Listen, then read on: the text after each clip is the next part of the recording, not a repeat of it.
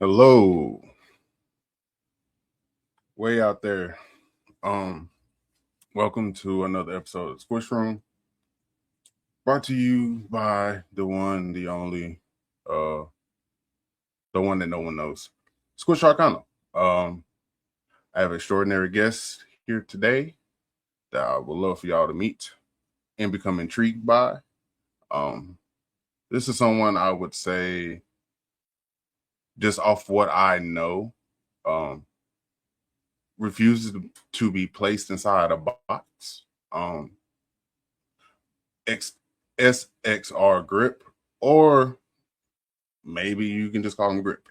But please make sure you spell it correctly. Is a multidisciplinary creative, producer, writer, multimedia, creative artist, and the mind behind the DATALEAK brand. From poetry to collections to screenwrites.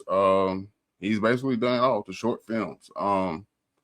Storytelling, from what I can tell, is one of his very astute skills. And he's also creating, or they are creating, entire worlds through different forms of expression. Today we're gonna get in depth. We're going to have real conversation. And hopefully we can learn the process, the purpose, and the person behind the art. I give to you, Grip. Howdy. How you doing? On camera. Hi. All right. How are you? I'm great. How are you doing? Oh, I'm okay. Understood. You know, brains. And Dig it. I dig it. I dig it. I've got one. It's chaotic. I have my days. You know what I Yeah. mean? It doesn't want to shut off. You know what I mean? Yeah. Yeah. I've actually been dealing with a bout of insomnia for the last couple of weeks, so that's Oh got me man, extra fuzzy. But other than that, I'm all right. that's always fun. But through it all, you still showed, and you're here, so I appreciate it. Yeah. Thank you. Thanks for having me. Oh, no problem at all. No problem at all. You come highly recommended. You know what I'm saying? So, it's a pleasure. And for Do my once, it's best to live something, up. you know, like this is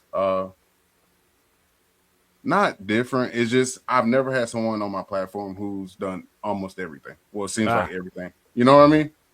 So, Yeah. would you just start off with maybe where did you get your name from? I'm kind of Yeah. I mean that's the short answer is I made it the fuck up for myself. okay, cool. Slightly longer answer is I made it the fuck up for myself when I was, in like middle school, high school. I think that even then I was drawn to the multiplicity of it.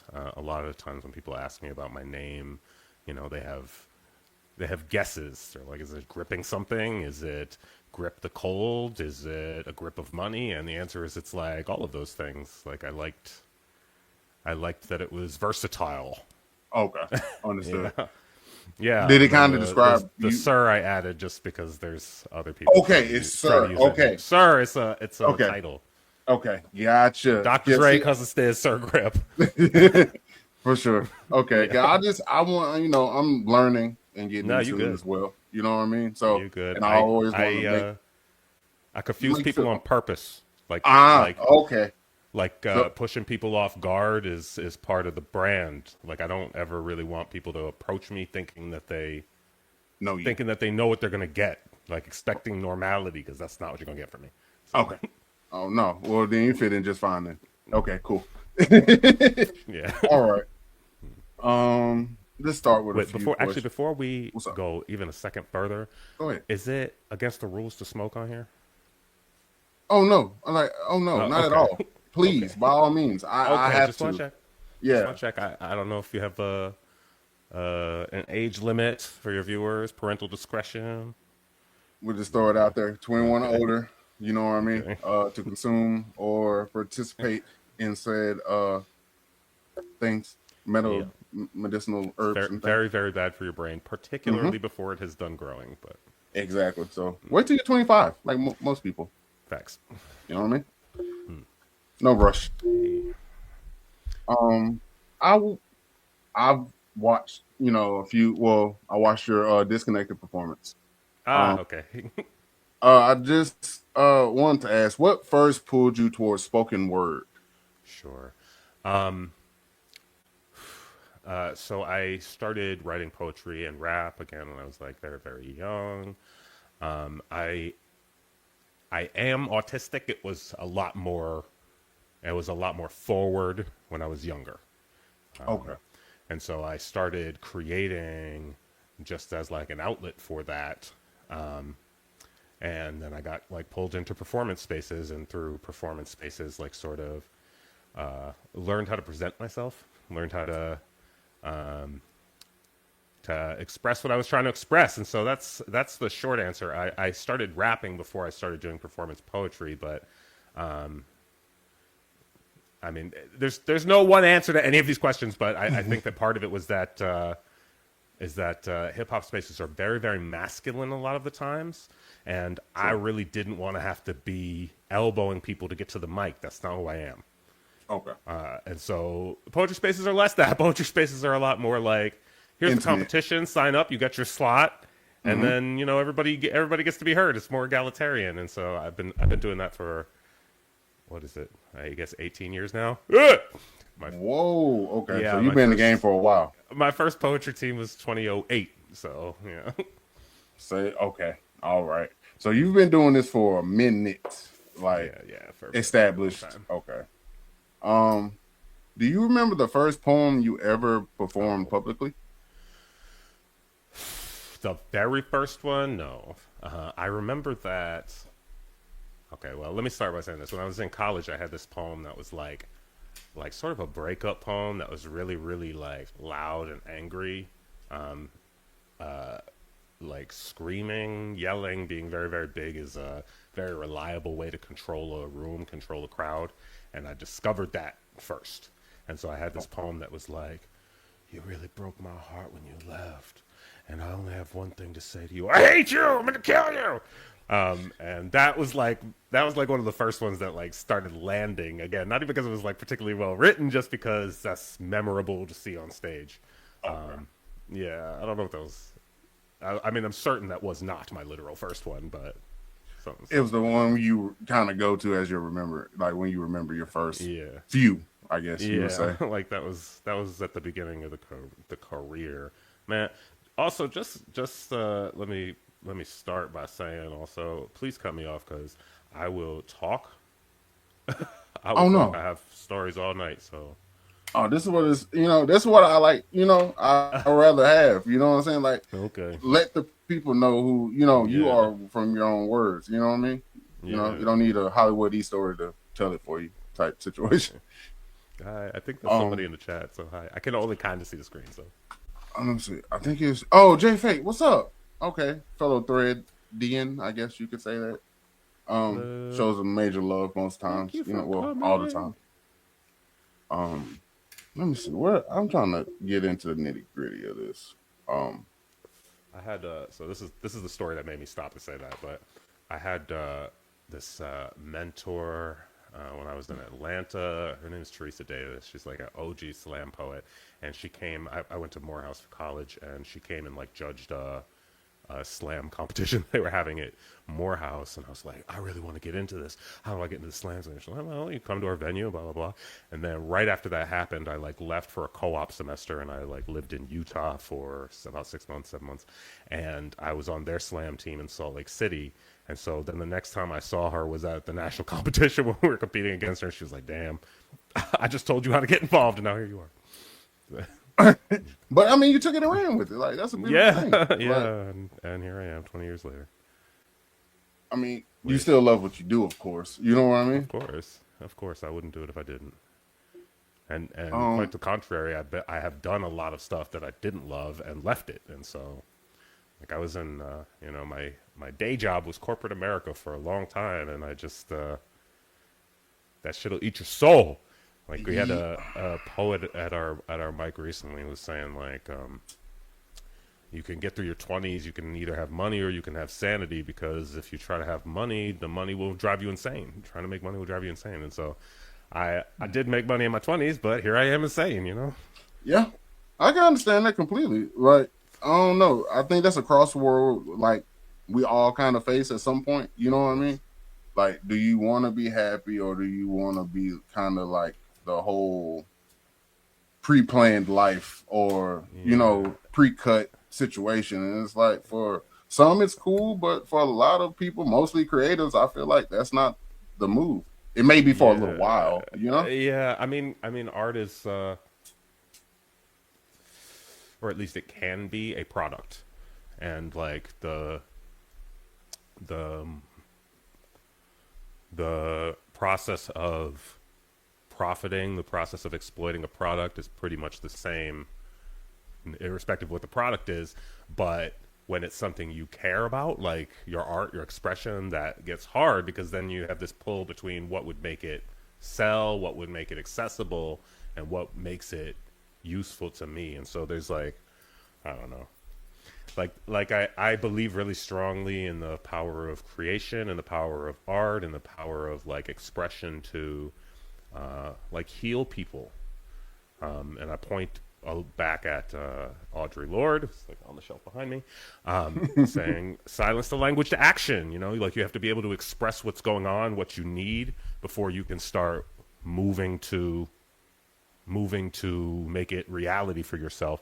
And so that's really, really important. But doing that isn't always the same as recording the song that will sell. Like a lot of times the song that will sell is kind of lowest common denominator. And like Yeah. I It's have something this you wouldn't track. have to try at. Yeah, and it's not even that it's bad. It's just that it has to be broadly accessible to be broadly popular. And so I have this song that I produced, I guess last year, I don't remember, called More Than Anything. All of it is called More Than Anything, and the lyrics are literally just "I love you more than anything," and I handed it off to a singer to sing, and that song to me was, it's like almost sarcastic, you know, like this is me iterating on that thought, is like what is everybody going to be able to relate to? And the answer to that question is a really simple emotion, but driven to the far edge. I love you more than everything in the world. And like people who like know me in real life know that's not me. Okay, Like for sure. I'm not like I'm very precise with my words. So even the people that I love, I'm not gonna lie to them and be like, "There's nothing in the world that matters more to me." Like no, like You we can can have a really conversation. take your word to the Yeah, and bank. so like that kind of song to me is like it's not a bad song. I really like it. No? I'm very proud of what I created, but it's also like at its core an attempt to make a Try. piece of media, a piece of art. Like that's what drove it. And it's like sometimes it's that, and sometimes it's discovering myself. So Okay. I don't know. What I don't usually know. comes first for you? Emotion, story, or the beat in your head? Oh, the beat. Okay. No, no, no. That's not the answer to the question. I just wasn't even Oh. expecting that to be one of the options. I mean, I don't think that there's a thing that usually comes first. My art at this point is much less. Let me also just say I'm bipolar, which is like Me too. shout out. Hashtag. You know what I mean? Yeah, which is like it's like a complication of my autism, kind of. Like I feel like that the core that was the primary pathology, and then being in a world that I was maladapted to, or was maladapted to me, caused all these other things. And so now my eating is disordered, and now I'm bipolar, and now I'm blah, blah, blah. And so for a long time, being bipolar drove my art because I would get hypomanic and I would just stay up for 2 days and write and create. Completely. And now, being a little bit older and a little bit more stable, my art is much more like process based. And so I have, 6 piles of stuff, and like every day I'm going to move this one off, and I'm going to move this one off, and I'm going to move this one off. And so it doesn't really start anywhere. Yeah, I don't know. I don't even know what to say with that. Like okay, let me look at it this way. Last year I put out a poetry album, Okay. and a lot of those are poems that I'd written in other contexts, written for competitions, written when I was thinking about a book, written for this contest, whatever. And I was just like, they need to be recorded somewhere. Like that's a Okay. piece of my art that isn't like available, and particularly as I start the DATALEAK stuff, which I assume we'll get to. I wanted there to be like I wanted there to be an expression of me ready when somebody came looking for it. And so I found some beats and I recorded that album and I put it out into the world. And so that one was very like afterthought to the pieces of it. Okay. Whereas I Kind have of at the this core other already. I guess you know, as I'm about to tell the second story, I guess what I'm saying is I like create a lot and write a lot and think a lot about myself as a person just because it's important to me. Like I'm here with me Okay. every day, and so understanding what's going on is important. It matters. But the stuff that ends up out in the world is usually that filtered through like a lens of the thing we were just talking about, like what would actually Okay. land on people today. And Kind of so like the business part of it versus not just I mean the business part certainly, but not even that. Just when I'm writing for myself, I'm writing for myself. I'm like trying to ask no myself filter. questions that I need answers to and then figure them out. Oh, Whereas okay. when I'm putting something out into the world, it has to include a thought of the audience. It Who has is to going to be land to?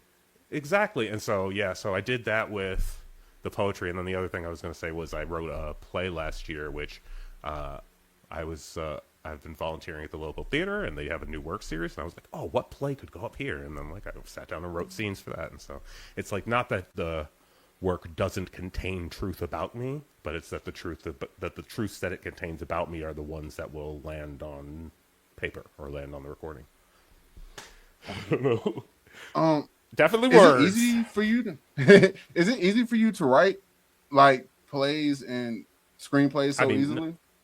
what is easy? Like, no, it's not Well, easy, yeah. but it's also like I'm not intimidated by it anymore. Like I Oh, deal okay. with a lot of new writers who like that's like you have to be able to dump 3 pages of words at any given time, and like that's not even like that doesn't it doesn't seem challenging to me, and it doesn't seem to me like it should challenge anyone else because we are all producing words and thoughts all the time. We're doing it You just have to literally you just right have to now. capture And them pretty much. yeah, and so like I Okay. get up on stage. I get up on stage now. I host our slam, and just like make a thing up every single week. Every single week, you know. Like here's what's been on my mind this week, and I talk about it for 3 minutes. And I'm like, I feel like the hang up then that most people have is not that they can't produce a thing. They not can't create a thing. They not can't. It's not that they can't like generate the words. It's that they don't think that they matter, and so they're afraid to. Like, what if I put it down and it's stupid? And so, yeah, Okay. I'm like a very big create it first and then make it good after person. Like, so no, it's Okay. not easy. It's not easy, No, but by a most long writing is shot, right? editing. Most writing is editing, and so like, yeah, I don't know. A lot of the time, I have Did you go to school for that, uh, so or like a minor? my degrees are in computer science. Oh, My bro. degrees are in computer science, which is sort of where the DATALEAK stuff comes in. Like I've been building this streaming site to support it as like part of the business effort. I was in Nice. screenwriting school for like 6 months from 2019 to 2020, and then COVID happened and I left. I was in New York. And so, not really. Like, I've taken some classes. I don't have a degree in it. But also, like, part of the reason I left the school was, like, I didn't like New York felt impermissible at the time, but also I realized I just didn't need them. Like You kind of the outgrew the situation in a way. yeah, like Oh, you learning while you need to learn. Type. the amount of effort that I was expending managing the institutional expectations, managing what the college needed of me was more than I was spending on my work, on my writing. And so I was like, well, if that's going to be the case, then I'll just go write it by myself. Like I know writers, I can get edits. That's not the issue. And so, and it's also like art is just not usually one of the fields where you like need a credential to do it. Like they won't let you be a dentist unless you have a dental degree, but that's not the Right. case with screenwriting. And so, yeah, like I feel like sometimes certainly the institution I was in, sometimes the institutions can help with that thing. Like they know a producer at that place, and so they can hook you up with them, and that's like an access that you wouldn't have otherwise. But as far as the art, like they weren't teaching art, they were teaching technique. They were teaching what the writer on a Netflix show is going to expect of you as a lackey when you show up, which is like not my interest. Like I said, I literally said, like when you just go, I want to be a screenwriter, and you go on Google and go, how do I be a screenwriter? The literal first thing is you have to move to LA. That's where movies happen. If you want to do that thing, you have to move to LA. And I looked at that and I went, but I'm not moving to LA. Like I don't. You kind of made your own lane. Yeah, like I don't want to be in LA, and so that's not a real plan to me. I still think I can do the thing that I want to do, but that's not a real plan. And so that's, I think, I don't know. Like I said, I just ramble. But it's the kind of I think where like the thing you're talking about comes from for people that like I feel enigmatic, and it's really just that. It's like I was never sacrificable at any point in my story. Like I looked at it and I said, no. I want my thing first, and then we can talk about all the other stuff. Got it. See, that makes a lot more sense. But I feel like a lot of artists or creatives kind of take the same route as everyone else because they feel like it's going to work, but it doesn't necessarily mean it's going to work for you. Everybody else does, you're going to get the same results everybody else gets, man. Exactly. You know what I mean? Like, I don't know. Like I get it, but that feels like playing the lottery to me. I'm like I read at some point that relative to the size, relative to the number of people trying to do it, you're more likely to get into the NFL than the Writers Guild. Damn. Yeah. Like it's a... Well, it's a lottery. It's a lottery. It's a big click. What? That's gonna kill him. Well, I'm not gonna. No, I shouldn't though. I mean, no, I'm still trying too. Look, I tell people my life goal, my goals are structured around EGOTing. I'm trying to be in multiple different genres, multiple different media, and so I have projects that are like on all of those paths hypothetically, but I'm not moving to LA. Like, I'm not doing that. And so if it's going to happen, it needs to be a path to happening that doesn't go through LA, which, like, is a constraint. It's a constraint. Like, that to me implies then I'm probably producing, or I'm probably writing, or I'm probably, you know, like I'm We're not giving like, your ideas like another, necessarily. Yeah, well, or like another thing that me and some of my friends talk about is, like, servicing the industry. And so, like, I can put out the albums that I need to put out, but then also you could end up with a Grammy because you did the string section on that one song on the album that won it, and just didn't expect anything from it. It was a favor type situation. Yeah, and like particularly, I think as I'm like getting older, I feel less like it has to be the Sir Gripp show starring Sir Gripp. Like I'm more comfortable like collaborating and being a participant and like I don't know. Anyway. No, that makes sense. No, that makes sense. Because, like, even me, like, I was scared to really put myself out when I started making beats because I figured, one, everybody like, you're a rapper. I used to rap. I did. But at the same time, I don't know. I don't want to contribute to the BS that we have in rap. You know what I mean? So you thought you was a BS rapper? Yeah, like I didn't want to shoot them up, bang, bang the whole time. And then when I actually show my like true side or like how I really feel about a situation, there's my whole demographic and audience gone because they expect it. That's interesting. Yeah, that is really, really hard. I'm very much not a gangster rapper, and I don't know what have you listened to? Like the album I'm in the middle of prepping, I feel like I sent you got a couple of the samples of it, but I don't know. But the album that I'm in the middle of prepping kind of like leans harder into this, and so it like breaks a lot of the conventions of hip hop, and I don't mean that even just like topically, although certainly that, but like expectation. I don't know. Like I guess what I'm really trying to say is like I'm fascinated with time signatures, and almost all hip hop is in 4/4 and 6/8. Okay. Period. And so a lot of the new songs challenge that. A lot of the new songs don't have steady beats or are like pseudo poetry, or half of them literally don't have a drum track. Like they're fully melodic, and like.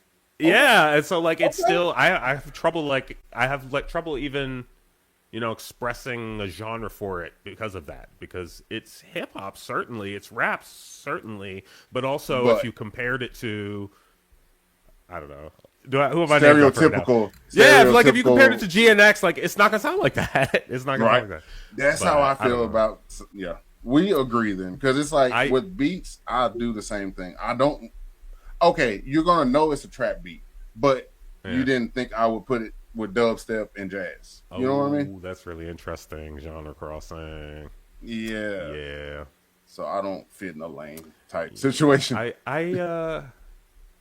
One of my friends said to me once, the point of art is to make a feeling tangible. The point of art is to make a feeling tangible. And so that's where I feel like I try to create from.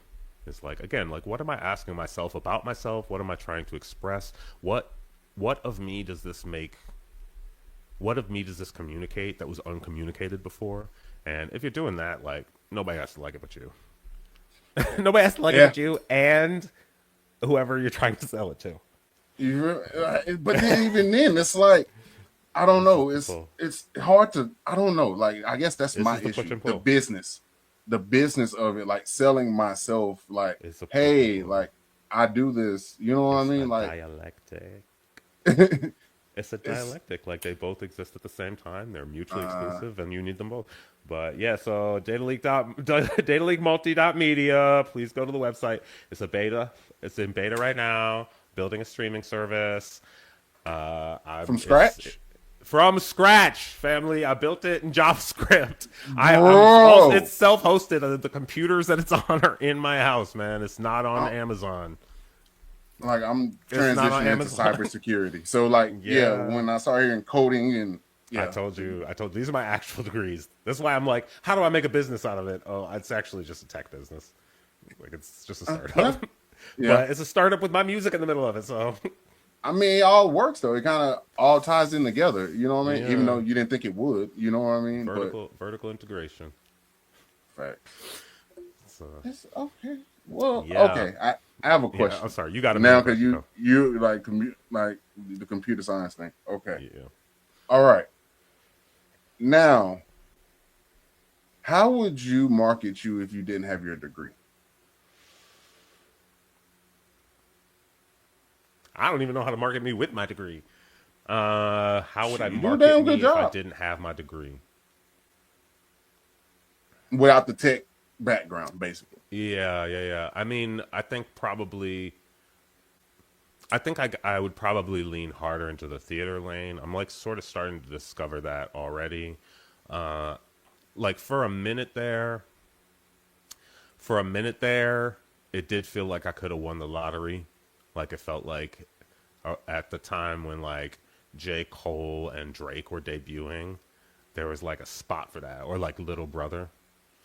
Like there's like a Mm-mm. spot for that, but the landscape has changed. The landscape has changed, Definitely. and so now I'm like, I don't know, how would I market a 40-year-old nerdcore rapper? Like the way I'm doing it, man. Podcast. Yeah, like it's just I don't know. It's just, I guess that was for more for me because it's like Hmm. I don't know. Like what you see is what you get. Like that's kind of like my Yeah, thing. You know what I mean? Like I yeah. don't Like have like a I strategy. again, I feel like the with capitalism, the product is supposed to be sort of fungible. It's supposed to be sort of made up, and so like the answer really is like you market anything else. You put ads out for it, like, and that's I think that's like what one of the main pushes with Data Leak was when I started being like, okay, let me make my art my job, and like I Mm, made an album and put it on Spotify, and then like I ran some ads for it, and like I tried one of those services that are like get you playlisted, mm-hmm. and it Ah, totally God. worked. I got put on a playlist, and 100,000 people heard the thing, but it didn't matter because who cares? Like Spotify pays you 2 cents less than 2 cents a Tell the stream, truth. and so 100,000 streams translated nothing. And so I got to that point, and I was like, okay, so just people hearing it isn't even the whole goal. The people hearing it has Facts. to translate into revenue, Right. and so that's what Data Leak is for me. Is like, yeah, I built a site so that when I do that, when I run an ad, there's somewhere you can put your credit card in and pay me. And so, like, I guess that's the answer is like, yeah, I don't know, like, where's the revenue coming from? And that is really the part that I struggle with. I'm a great artist. I love being free and creating and like, but yeah, I'm bad at that. And like, part of the reason I'm bad at it is because I sort of just expected that to fall from the sky. Like, I sort of expected. You're not the only one. Yeah, like I sort of You're just not the only expected one. the art to be good enough that somebody else would be like, "Let me market it for you." But Yeah, like let me throw this up for you and repost it a yeah, million times. It's like, yeah. oh, But like I say, it's a yeah. lottery. It's a lottery. I was thinking the other day about how like little things on the internet get your hopes way, way up. Like somebody leave a comment on my music video, like, "Damn, this shit's dope." And I'm like, somebody's feeling it. I should never give this up. Makes me feel like I could win the lottery. And then I was thinking about how many comments I just know on the internet are bots and getting really paranoid, just sitting around smoking like, yo, I bet Mark Zuckerberg pays the bots to leave good comments, so I keep doing this and I never give up and start a revolution. Hey, it can go that deep. I couldn't tell if I was being smart or dumb. But yeah, no. So I'm like, it just feels like a lottery to me. Everybody feels like they can win that, and they profit off us feeling like we could do that. But also, I need to make art, so. Yeah, it's like it's hard when you actually love doing what you do.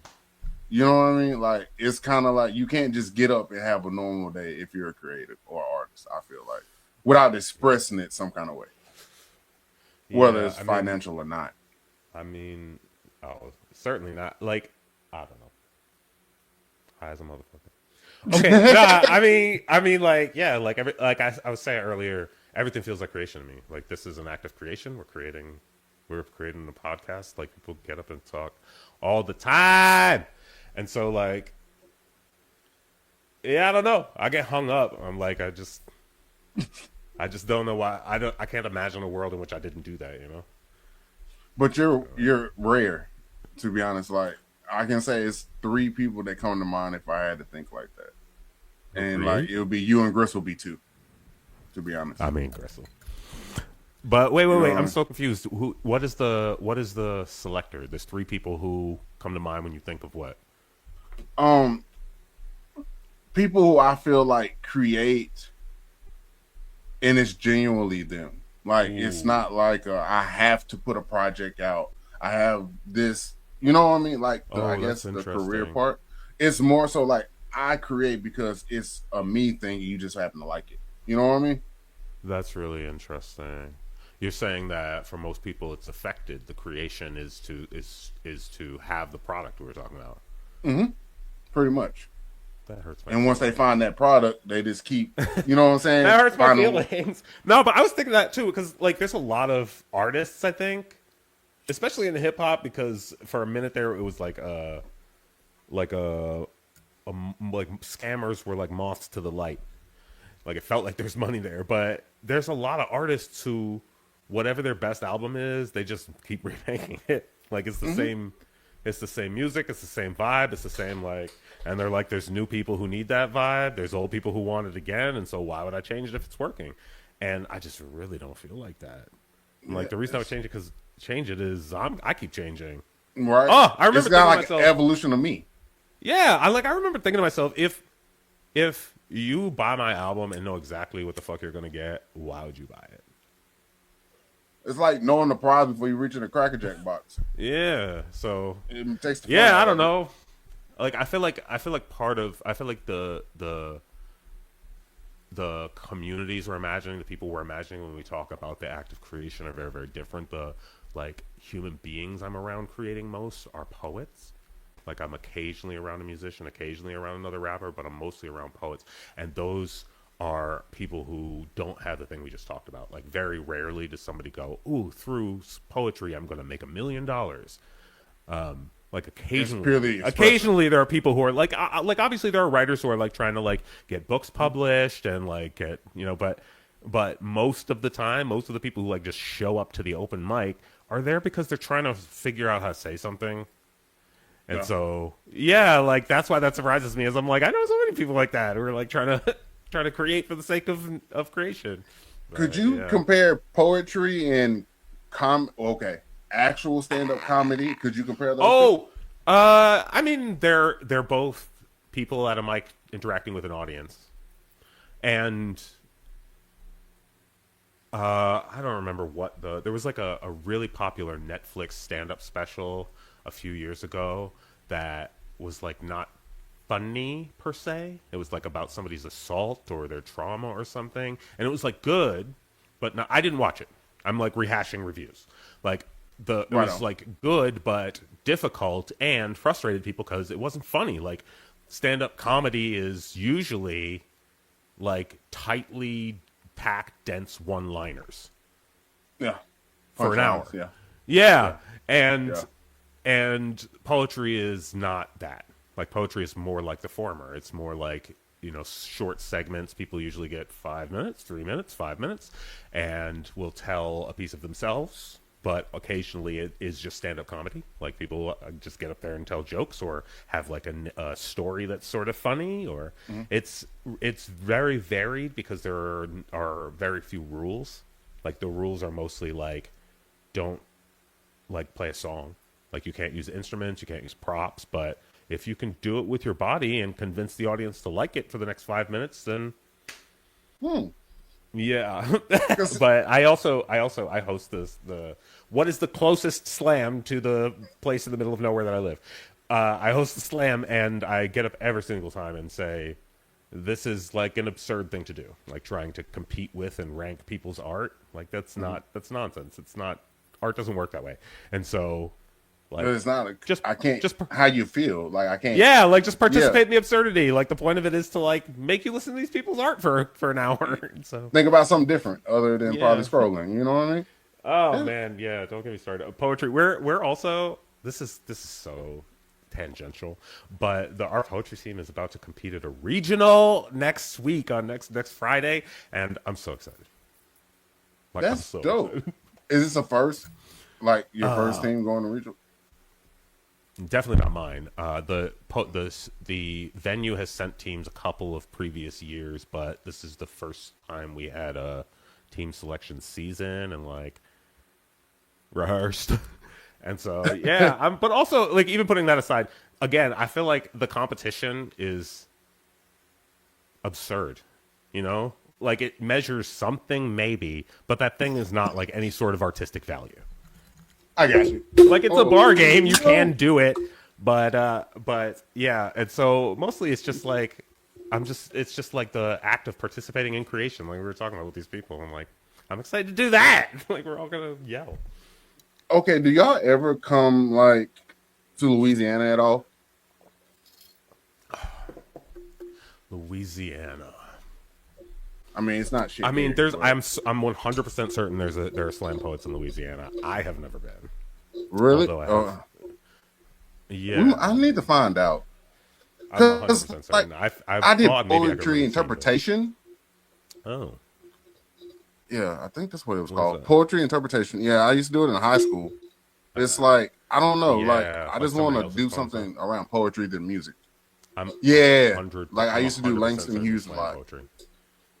But yeah, I feel like I used to say, or I guess I still say, I'm saying right now that slam poetry is like AA in that any given city you go to, there's probably a slam happening that you can drop in on. And like we had a poet at our Oh, mic from Austin a couple weeks ago.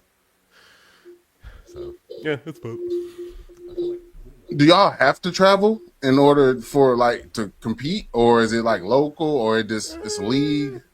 There's yeah, I mean there's like venues in different cities, and so we have like My bad. other teams in the region that we're both friendly and rivals with, like some mix of both. Again, it's like sort of absurd, but we're in Troy, New York, which is like capital region near Albany, and so I think the next closest Okay. slam to us is in Rockland, which is like maybe 2 hours south, and then there's one east of me in Manchester, and then there's like one at the college in Amherst, and well, they're around. Well, okay, it's familiar. Well, see, that's cool though because like here, you I don't know, like I've just never heard of it, so I thought I would ask you because like Uh, I assume you've done I it all. mean, You know what I mean? So it's I like it's guess just I've kind of been doing figuring it a long that time, out. but like I said, it's like AA. Like you drop in, and there's somebody there who's willing to listen to you have a feeling. I should try that. I definitely should try that. Because I was thinking about stand up comedy, but I was like, yeah, Oh, most of that I've wouldn't. I never done don't. stand. That I've never done. I've written a lot of jokes, but I've never done that. I stayed for the I page. It's weird. I just feel like I'm gonna be heckled to death, so that's why I was like, yeah, I'm just gonna That's go. part of the fun, though. I'm sorry. Eh, I've definitely been booed. Like, it's fine. see, I don't know if I can take it on the chin just yet. Why? I don't know. Like This I'm is this still is worried about what people think I'm creating. So uh, yeah. I have a yeah. long way to go in my situation. We say at the mic though, if you come enough times, you'll end up performing because eventually you'll see somebody on stage doing something and go, "Oh, I could have done that." So, Yeah, that's kind of how I started making beats, and I got forced into it. Yeah, yeah. What kind of beats you make? You said they're trap. They're like orchestral trap. Orchestral trap. yeah. It's I don't know. It's just a mix of shit. It just depends on the day, to be honest. Like Uh, it. Like I said, I mix jazz and dubstep one day, then like I'm gospel house that's awesome. trap type. You know what I mean? The That's next, it's awesome. just I don't know how I feel that day. This is a track on the album that's like it's about mental illness. It's about I don't I don't know if you ever okay. For those of you out there, there's this Plug. withdrawal symptom from SSRIs called brain zaps that sort of just feel like oh man, how do we even describe Headaches on it? the left side of your head, Like like it's little. just like a shock sort of. Like I When I lose yeah, and so I get these when I'm coming off SSRIs, and there's a song on the album that's about that feeling that like cuts really suddenly back and forth between like three different beats, and so that's making me think of is like kind of how it goes. I ain't gonna lie to the you. feelings that exist on the lines between genres that make them related, like a through line. Smart as a dumb 'Cause motherfucker. I don't know, cause they always used to ask me, "What kind of beats do you make?" I'm like, I don't know, like Mm. shit, whatever you think. Like I Do mean, people tell you that your beats sound like you? Like if you gave somebody a disc of 10 beats, and half of them are yours and half of them are not, could they pick out the five? yeah, for sure. So you have a sound. Yeah, I feel like I'm just Nope. really unorthodox. Like I don't know. It's hard to explain. Like I don't know. Like I some people want an intro first. I'll be like, man, no. Uh, I'm probably just gonna start with like the hook and then give you like a little bridge and then you can start doing whatever you want to do. I see. I see. So you edit them for a person. Yeah, depending on like yeah. It depends on No. if they like it straight off. No, it's kind of like I'm like, hey, do you like this? Do you want to use this? And if they say yeah, I'll be like, what do you not want in this beat? I see. I Is see. it I see. like the horns too loud, or do you need kind of a break, like a beat pause, so you can get your bars off, or whatever? I see. I see. You adjust them. Yeah, yeah, like a little temperature thing. You know what I mean? Ooh, Okay. I have a You're kind of question. lagging though. Wait. Okay. Wait. You're kind of lagging though. So can I sign off and sign back on? See if I can fix it. Yeah, no problem. Yeah.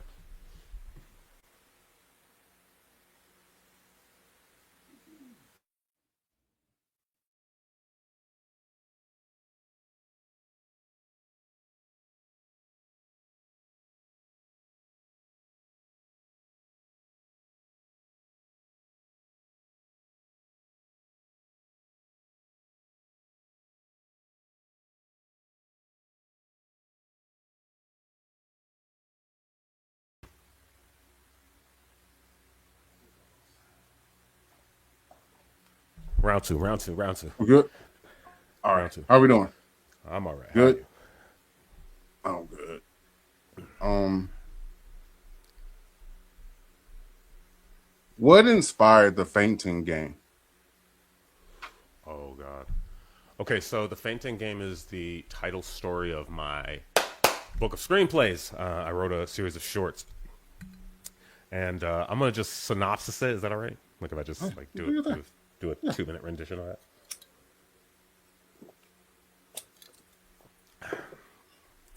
I literally don't even remember the character's name. But this little boy is like lives at home with his mom and his like dog, who I imagine is like a really peppy golden retriever. Okay, I'm with you. And he walks to school, and the dog follows him to school. And when he gets there, he sees this group of like slightly older kids playing what is called the fainting game. And this is a thing that I remember them doing when I was in middle school. It's like basically a way of making yourself hyperventilate and like lose oxygen to your head. And so it's like sort of a head rush, you know, which is like close to a drug for a kid. And so, or at least it was before we had cell phones. Okay. Right. Yeah. Right. But so he sees them doing this, whatever. The dog is like with him at school. He maybe hangs out with the dog at lunch. The dog is like pawing at the window while he's in the class. And then he goes home and says something to his mom, like they maybe have dinner, and he says something about the dog, and the mom goes, "You don't have a dog. We can't afford one, I told you." And then the dog like vanishes, and the boy goes into the room, and you see him set up to do the fainting game, and then the end of the story is like him passing out. And so, yeah, that, by the way, I need to go back and check how close that was the actual script, because I have not read the story myself in a very long time. However, the answer to your question is being suicidal as a kid. Like, again, I am autistic, and like that ended up with a lot of comorbidities, one of which was being like constantly suicidal, very, very isolated and constantly suicidal. And yeah, I wrote that in 2018. I took a screenwriting class at the extension school at Emerson while I was in Boston. And that was the first story I wrote in that class. That was the first story I wrote in that class, and then like the game over people were like at the poetry open mics, and so I got that book popping through them. August. No, I was right the first time. April 20th. My release birthday. Oh shit! Yeah, not bad. Yeah, not bad. That's not a bad release day. Yeah. So I mean, that story is like dead kids. Dead kids appear in a lot of my work, because I was suicidal very, very young. Did you? Well, okay. I was going to say, did you have like a friend? Like my daughter had a friend when she was. No, I mean, yeah, yeah, there were human beings around. I wasn't being like. I don't know. It's really difficult, I think, because as like a disabled kid, the line between a friend and a bully who is lying to you about being a friend because they like making fun of you is kind of small.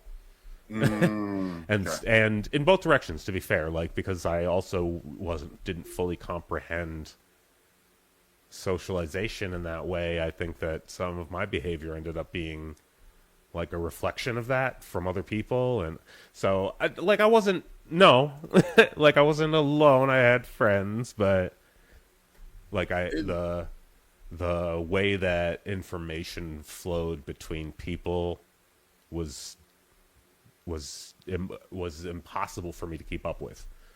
Like I couldn't have done it. I didn't do it, and yeah, I don't know. I was okay now. I'm like pretty okay now, but yeah.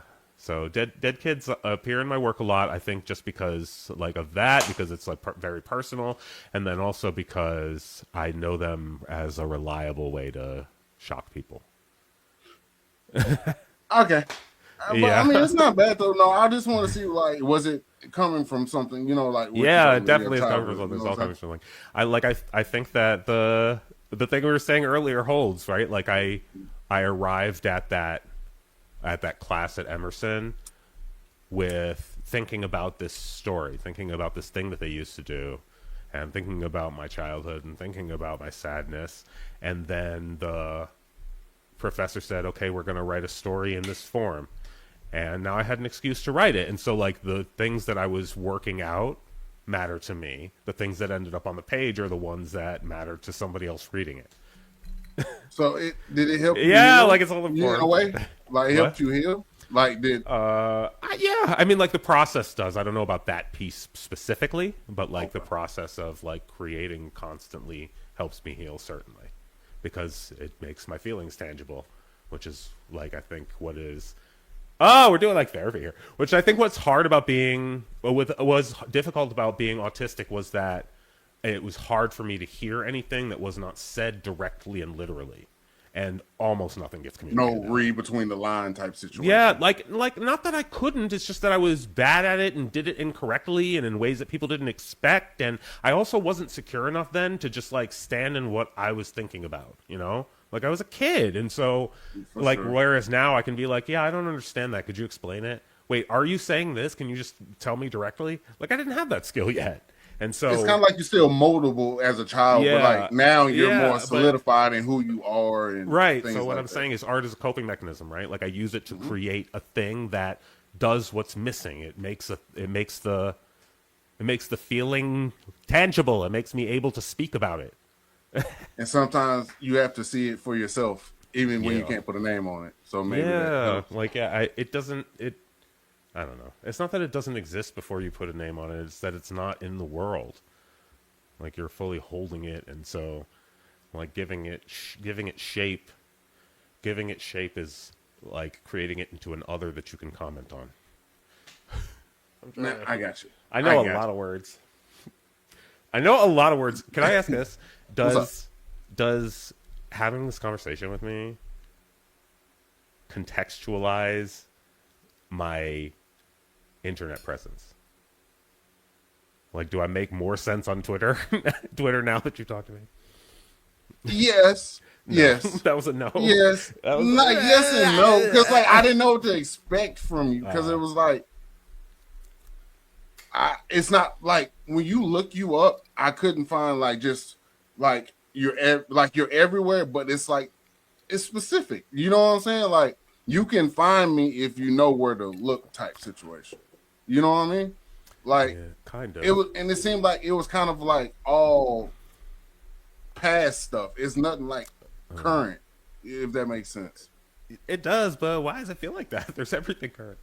Because So I haven't actually released any music this year, but there's a new album coming. Please follow me on everything. I'm on yeah, Instagram as Sir Grip. I'm on Threads as Sir Grip. I am on YouTube as Sir Grip. And more importantly, DATALEAK Put your email in there so that I will email you when the new album comes out. okay, so you got It like will a be newsletter streaming. It going. will not be on Spotify because why would I do that to myself? You find a way Sorry. around that shit. Do you use Yeah. anything else, or do you do it all yourself? Like I format to, I mean, mean, platform to platform. I don't know. Like I try to look at social media as billboards, as billboards. Advertisement, not a life Yeah, thing. like Right. they're Okay. that's what they're for is to like put a link to the product in somebody's face. You can see it over and over again. Yeah, which like I only really do that on Instagram. I've done it a little bit on YouTube, depending on when I have like video content to push. Do you decide that yourself? Threads is just my diary. Okay. Oh, okay. Tumblr is the parts of my diary I wouldn't show at a party. That's the sexual parts. Say Sorry. less. And yeah, like follow it. The music is very, very good. If I do say so myself, but it's just For weird, sure. you know. Like it does the thing that I was talking about earlier with the time signatures. That just like I don't know. It's weird. I don't know. It's weird. You know, it's Strawberry weird when blunt. I'm saying it's weird. Hmm? Strawberry blunt. Oh, that's a good one. That's another song that I'm like, this is just an earworm.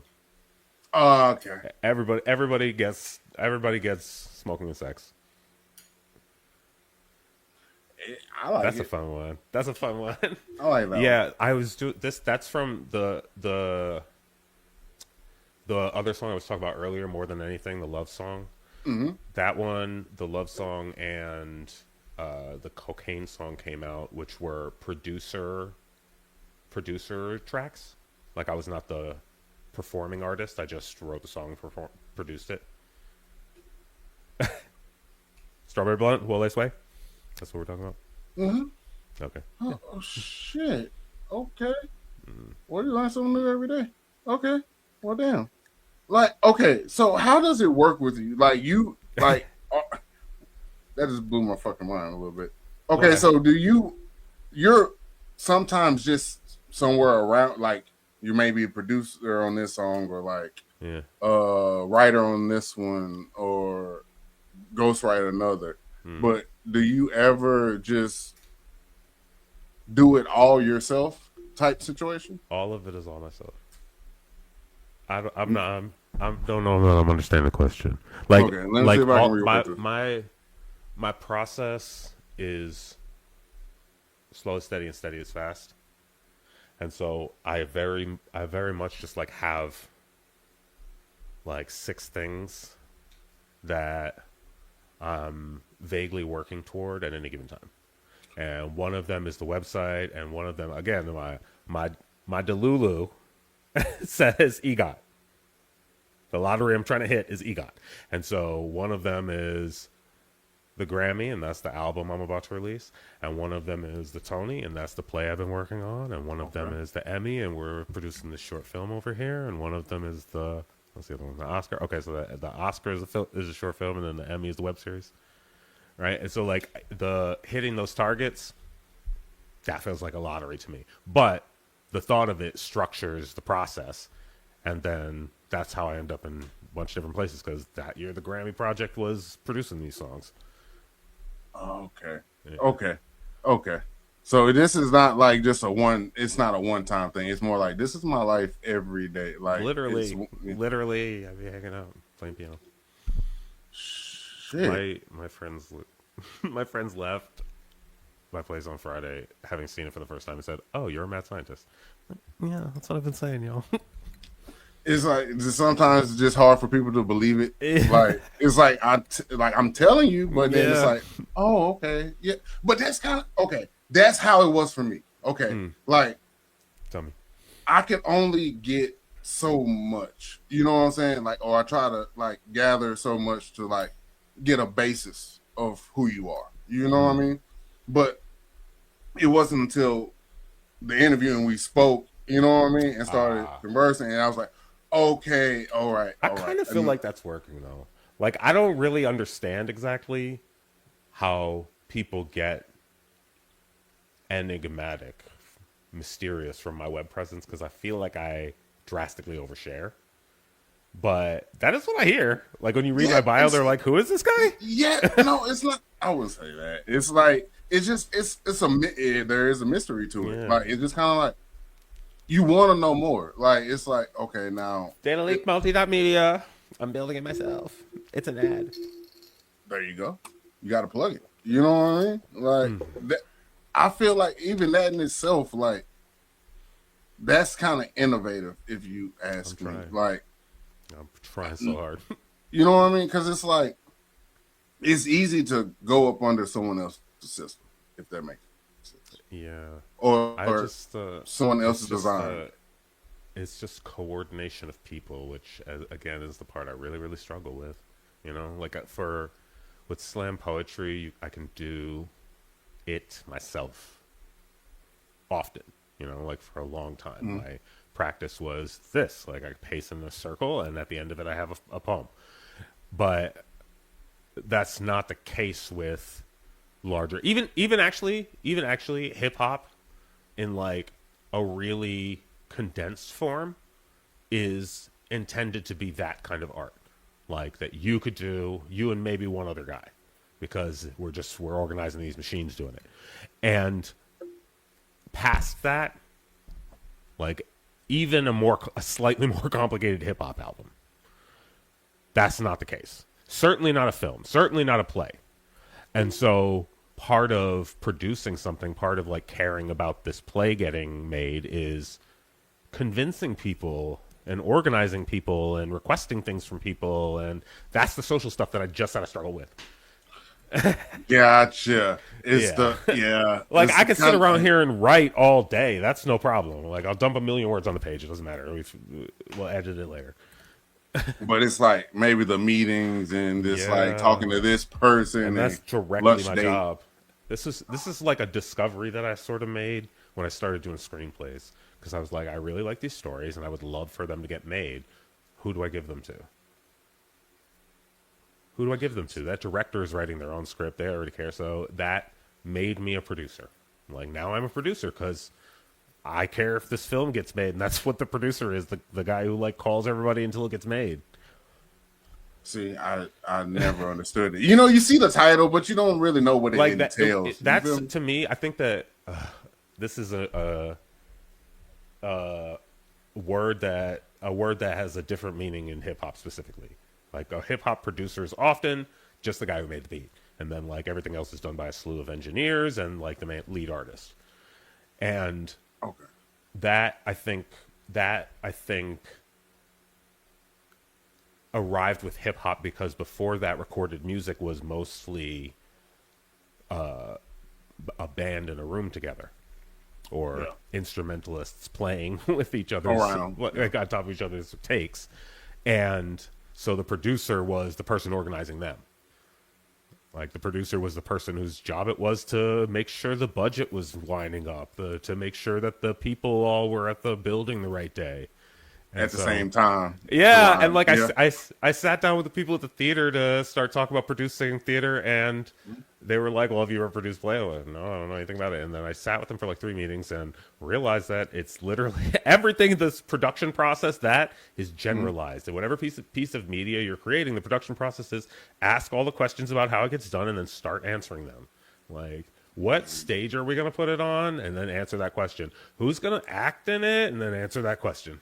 Like, and break it down into bits, but it ultimately becomes the whole product. Yeah, so I I just do that in different contexts. I do that over there, and we end up with a song. I do that over there, and we end up with a play. It's the same, but it looks different. I guess. Does that make sense? Like, you do the same thing in each facet, but it's just a little bit different how you go about it, possibly. Yeah. I really, really loathe that part of it, I'm not going to lie. I would so much rather just write, but... Are you do you do the networking type situation? Or that's still it's like sometimes... Like, kind of. Like, I was we debuted a short film in June last year, June 2025. And... that was at Rock's Film in Boston, and so like me and the director to that popped up, and we watched our short screened.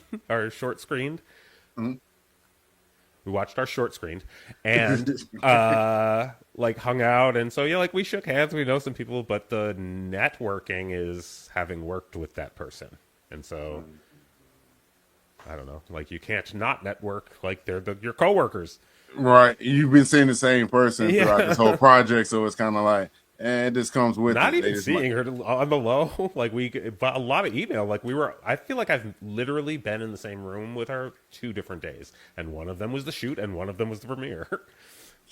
How long did it take you to shoot? 1 day. It's like 5 minutes long. We did a 1 day shoot in 2 different locations.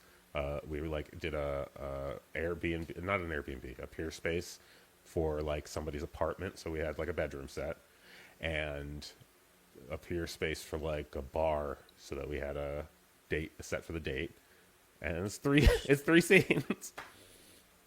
Like, I don't know.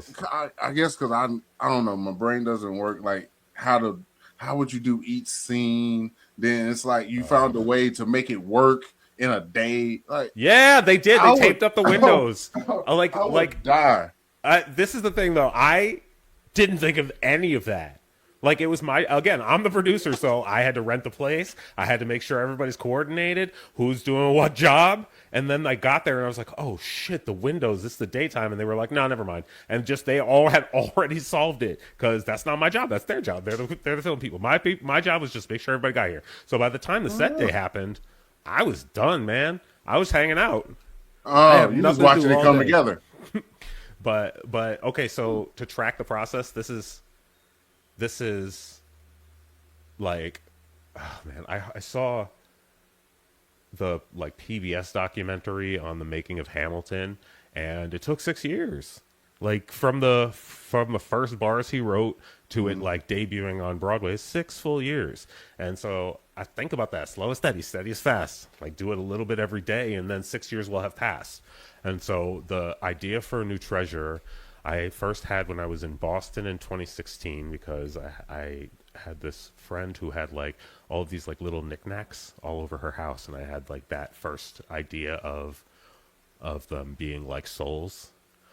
And as I started writing screenplays in the next few years, I started conceptualizing it in like that 3-part movement as a short film. Like again, the target you're shooting for, if you're trying to be at a film festival, is like 3 to 5 minutes. Occasionally they'll accept a 45-minute short. Occasionally they'll accept a 25-minute short, but most of them are 4 to 5 minutes. So that's what you're shooting for. One. And so I started conceptualizing it as these 3 scenes: before the date, and after the date, and wrote it into a script. And now the script is slightly after the book comes out, so 2021 maybe. And I'm talking to Crystal in a Black Film Twitter group chat. And I just say that in the group chat, like, I'm looking for somebody to shoot this with. And Crystal reached out, and I said, well, if you want the job, it's yours. Like, it's an indie production, so if you're on board, let's do it. And then we did. We planned for 2 years, and the next thing I know, it's 2025 and we're premiering. Like that's a 10-year gap I just described, right? 2016 to 2025. And not a lot of people willing to put in that time. That's crazy. That's crazy. It doesn't sound that crazy until I say it out loud. But you've been like you said, you've been working. I mean, I'm 40 is like the real thing. It's like yes, I have been working, but also I've had a lot of time to work on it. But yeah, that's crazy. I was really sitting on that idea for 10 years. Do you think it was do you think some things had to align and you just had to like just sit back and go with the flow? Of course. Like, never try to force it. It couldn't have happened except the way it happened. Like I couldn't have written the script before I wrote it. Like I wrote it when I was ready to, when it was possible to. But that is also to me why it's important to have 6 different pots, because that one might take 10 years. This one might take 2. Yeah, exactly. You just never know. Exactly. And so, yeah, like I said, just like chip away a little thing. And so, the album's coming out next month. I think probably Semi-Human. You should listen to it. It's good music. Plug it. I mean, look at. I always feel like I'm wearing a name tag. But I mean, your brand, you know. I know my brand. Everybody's like, one. Black and pink. Okay. Can you explain? Is it okay? I'm gonna ask this. Is there any significance of when you're putting out this album? Like the date and time? I mean, yeah. Again, like I feel like the significance is it's ready. It's finally taken out the oven. Like this music was the DATALEAK sites started in 2023. Okay. I did a retreat with my friend Ashley in 2022, like December 2022, and she pitched the name, and I was like, that sounds like a label, and then started building it. And so when that happened, I was like, damn, I'm gonna have to have a flagship album. And started literally in December 2022, started writing down ideas for songs, and that's what grew into this one. And so, yeah, like the significance is it's ready. The significance is that the site is now built, and that the music is now recorded, that I have processed for all of this stuff. You know, like the first few releases, I was answering the questions we were just talking about. Like where does the money come from? How do we get people to listen to it? And DATALEAK is the answer to all those questions. So you found the answer. Yeah. So, ultimately in another venture, but I mean, still no. No. I don't think it's the same venture. I think it's the same venture. Like I said, I think those are billboards. Like that's how I have to treat them. Is like people are going to be scrolling by and they see that. But I don't know. It matters to me. Would DATALEAK be considered an artistic universe Mm. A philosophy on life, Ooh. or all the above? I don't think it's a universe. I think it is a philosophy. The the significance behind it to me is the leaking of the human back through the digital. The leaking of the human Rehumanizing back, data. exactly. And so yeah, like it is. I do think it's driven by that philosophy. Like the music that I'm about to release is very specifically in defiance of like Rules in a way. not no not even the rules, just the strictness. Like again, the hip hop is Has to be this. yeah, and Right. that's Okay. that to me is the type of innovation that the computer is not going to do. Like it can't in principle do it. It can only in principle copy things, which means that if this thing does not exist for you to copy, you can't do it. And I have so to make it in order for you to copy. yeah, Yeah. yeah, and so that's where the album is for me. Is like it's very very human. Like almost all of it is played on live instruments. Like there's no sampling, there's very little like drum machine. How do you feel about sampling? Oh, I love it. I mean, don't get me wrong, I do it all the time. I do it all the time, and I'm also like a really strong like opponent of intellectual property law. Like that sounds absurd to me. Like what intellectual property? What? I barely believe in property. Like when it's my soap. Okay. Yeah, like no. And so, yeah, I love it. I've been doing this since I was like, I don't, this is not true anymore, but there was some point in the middle of my career where I was like, I don't think, based on the amount of pirated software I've used, I don't think literally any piece of music I've ever made has been legal.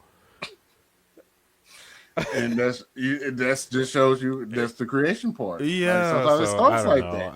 It's absurd to me. It's absurd to me. It's like that to me sounds like the slam poetry thing. It's like you're trying to reduce an analog thing to a number, and it doesn't work that way.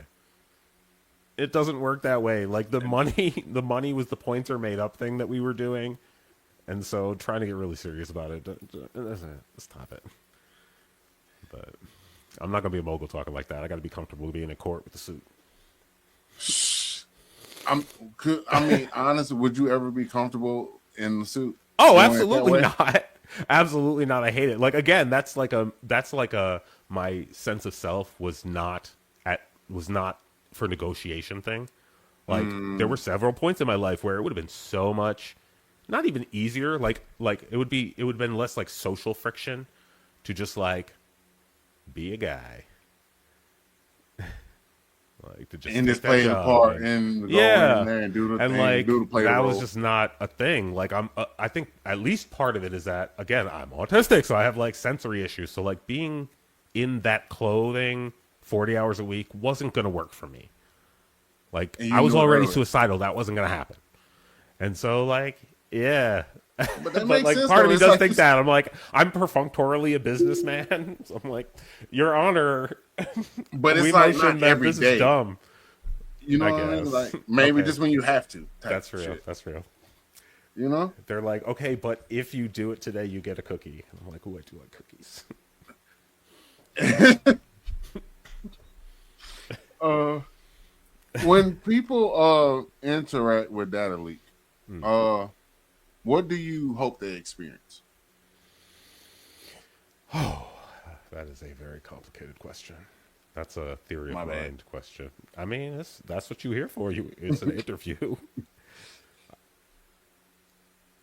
Let me not get distracted. When people interact with data leak, what do I hope they experience? I hope they experience surprise. I hope they experience delight.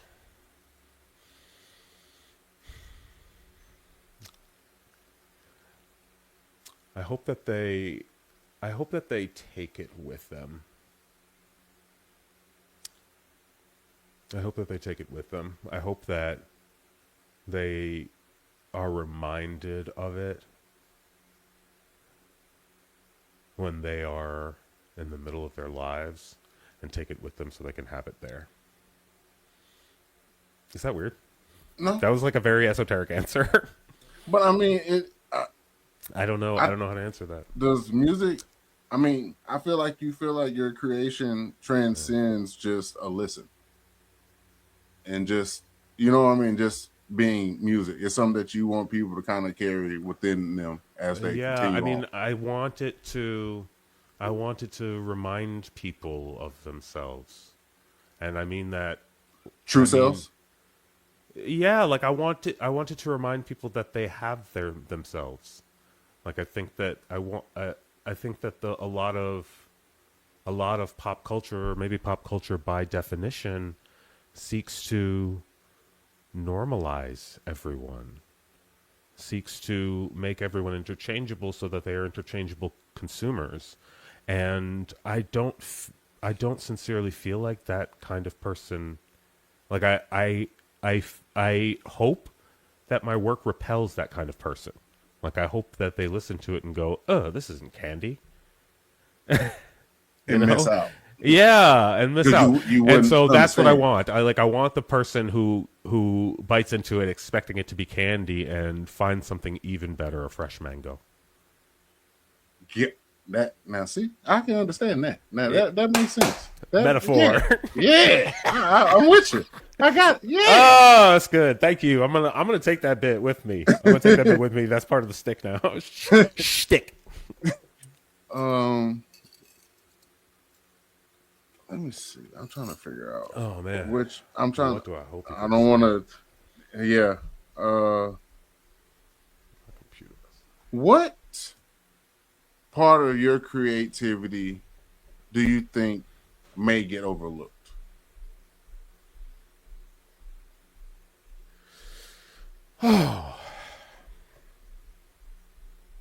What part of my creativity may get overlooked? Well, okay, I've got two. I've got two. Gotcha. All right. Okay. One, the tech stuff, but I really sincerely think that if I'm doing the tech stuff correctly, it's supposed to get overlooked. Like that's never supposed to be it's supposed to be frictionless and people don't even realize they're using it because it's just the art. Behind the scenes. Yeah. One. Two, I think that this connects to what I was talking about earlier about realizing my role as a producer and about it not having to be the Sir Grip show starring Sir Grip all the time, though. I am very excited about Semi-Human. You should buy it. That was a terrible bit. It made me lose my train of thought. Oh, I remember. Yeah, about it not having to be the Sir Grip show, and so I think that like I do feel like I'm trying to be comfortable with that. You know, like I'm excited about the idea that people know my characters better than me. It's not just a you thing. Yeah. Yeah. Yeah. Okay. Or like even It's if it is just a me thing, but yeah, like connecting with notoriety the for it. work, like for my identity to not have to be the work all the time. My identity not have to be the show all the Gotcha. time. Yeah. Oh, okay. Yeah, That being that said, this thing is okay, I'm with listen. you. I'm with you. Yeah. Okay. Now, Yeah, that's just an interesting to try to question. get you my bad. No, go for it.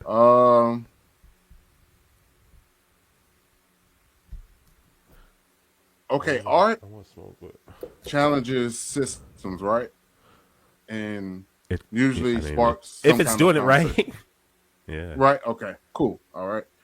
Um, do you feel like you follow those same guidelines as far as Challenging. like the systems and like just Oh, what I people think mean, of the norm? this is another whole ass thesis. You know, whew, where even to begin? Systems. Now, I think part of the problem here is that systems is right on top of my work as a computer scientist too. Like what the concept of a system is. The United States of America are a cabal of genocidal cannibals. So we should probably not be listening to them. The mechanisms by which the like vague amorphous cloud that is decision making for America is, like, I don't remember what the beginning of the sentence is. One of the ways that that cloud is sustained is through like system, through it being banal, through somebody being able to like sign an execution warrant and then go home because it's not the thing they did, it's the system. And so I think we have like an extreme moral responsibility to shout about that system being terrible all the time as much as we can, because it's rapidly killing us. Everybody. So yeah, this particular album is not super about that. It's not super about that. Like it's identity work. But in a day, unfortunately, in a day where they will legit just shoot you for being brown, they will legit just shoot you for being trans, being out in trans feels like revolutionary enough. You know what I'm saying? Like not allowing myself to be the Thai guy, not allowing myself to move to LA and try to, but rather creating the thing that fulfills me and encouraging other people to do that as well does feel anti-systemic, certainly. That being said, I also think that the concept of there being a system is problematic. Like, it's not just that we have a bad one, it's that there can't be one. We have one at all. Like the human experience is way too varied for that to work. It doesn't work like that. It doesn't work like that. There's always context. There are always human beings whose material needs need to be taken into consideration. You can't pre-plan it. It's not possible. You can't tell me what I'm going to need before I even get here. Yeah, like it's not, that doesn't work, you guys. That doesn't work. And so like I also have beef with people who like, you know, take this other position who are like, yes, that's terrible, but I'm like, no, but actually I don't think the but. Right, it's no but to me. Yeah, it's just it's fucked up, and that's it. So, yes, I very, very much hope my work is anti-hegemonic, is liberatory. It certainly has been for me. Could I ask what social issues or human experiences influence your work the most?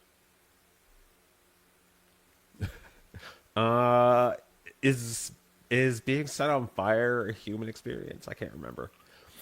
Okay, social issues and human experiences. Yeah. Okay. Why don't we just do this? I already told you about the Brain Zap song, which is like mental illness. And then the second set of them is like songs about my sexuality. Both about like being expected to perform as a man, and also about learning to like accept desire as a part of my experience.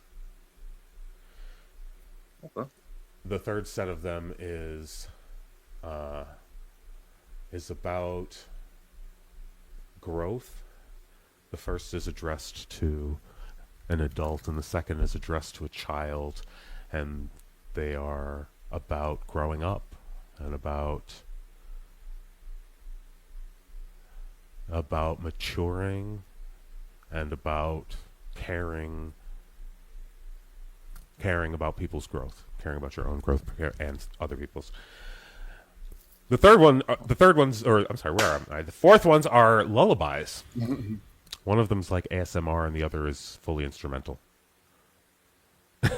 That's cool. And then the fifth pair. Okay, so yeah, and then the fifth pair are called Foresight, and they're about the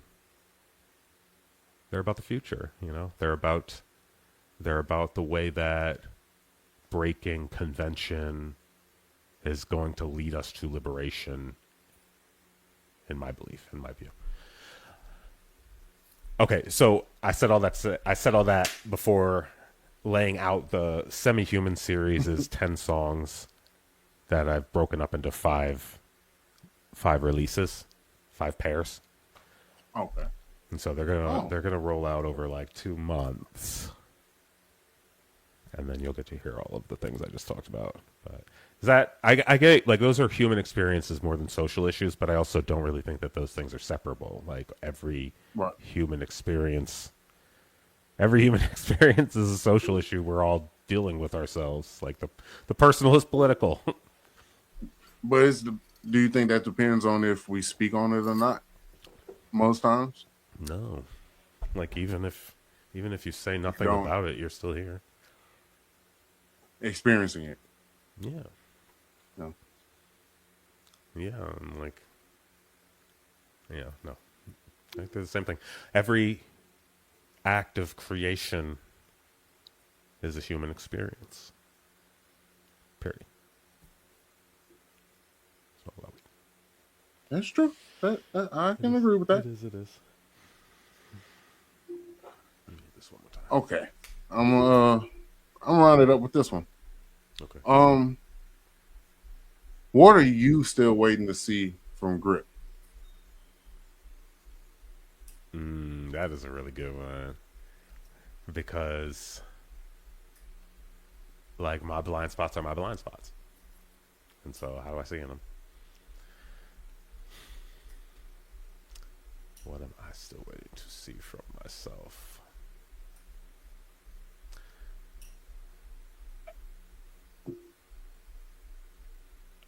Oh man, I think that the thing that I'm most afraid of is handling scale. The like film that we shot took a day. It was a 1-day shoot. And a feature film would take 2 months, depending, you know. And so I think that that's what I'm most worried about is that things will grow too fast and get out of control. And so what I'm waiting to see from myself is like where the boundaries are, you know, like how far out this goes before it's not me anymore. And you get into the tie? The what? Get into the tie? The tie? Oh no, absolutely not. No, it's no, not even that. Just like sort of. I guess sort of. Like I'm not going to do that, but like I'm asking where the tie boundary is, or like like I'm asking where the tie boundary is. Like, I think the tile look different. The tile look different. The tile look like money, probably, right? Like it look like Sinners, and so I'm trying to figure. I want to know where I want to know my capacity to resist the temptation. I don't know, man. Finding the edge. Finding your edge. Yeah, I'm excited. I'm just getting started. Anything? Well, I know there's plenty of shit. So plug whatever you want to plug. Yo. Everything.